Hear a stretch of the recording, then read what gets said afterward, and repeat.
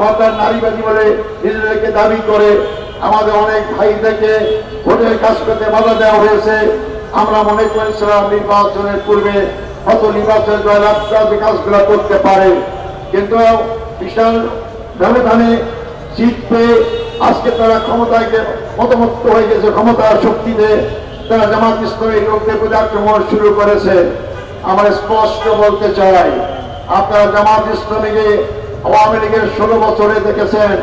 আমিও ফাঁসি আসামি ছিলাম। জামাতের লোকরা কাউকে ভয় পায় না।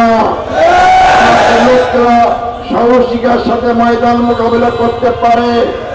আমাদের 11 জন ভাইকে জেলখানায় মারা হয়েছে, 5 জন ভাইকে সরাসরি শহীদ করা হয়েছে। এই আন্দোলন থেমে থাকি নাই।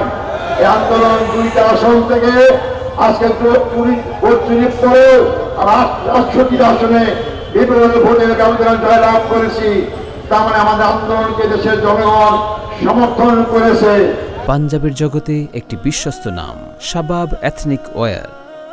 তাই বর্তমান সরকারকে বলতে চাই, আপনার জীবননগরের হাফিজুর রহমান ভাইকে হত্যা করেছেন। তার বড় ভাই হাফিজুর রহমান আজকে জীবন সামনে যে কোনো মুহূর্তে বলা যায় না সে বাঁচবে কি বাঁচবে না। এই হত্যাকাণ্ডের পিছনে যারাই জড়িত থাক অবিলম্বে গ্রেপ্তার করুন এবং আইনি আওতায় নিয়ে আসুন। নাহলে আপনারা আমাদেরকে বাধ্য করবেন না আবার রাজপথে আনার জন্য। রাজপথে নামলে কিন্তু আপনি নিস্তার পাবেন না। আপনারা সাবধান হন। আমরা আমাদের উপরে আমাদের বিরোধী নেতা জামাত ইসলামী আমির ডক্টর শরীফুর রহমান বলেছেন, নির্বাচন মেনে নেওয়ার সাথে সাথে আমরা অতীতের মতো বিরোধী দলের ভূমিকা পালন করবো না। আমি ইতিবাচক ভূমিকা পালন করতে চাই। দেশের মানুষ অনেক রক্ত দিয়ে আন্দোলন করেছে, আবার রক্ত ঝরুক, আবার অশান্তি আসুক আমরা কাম্য করি না।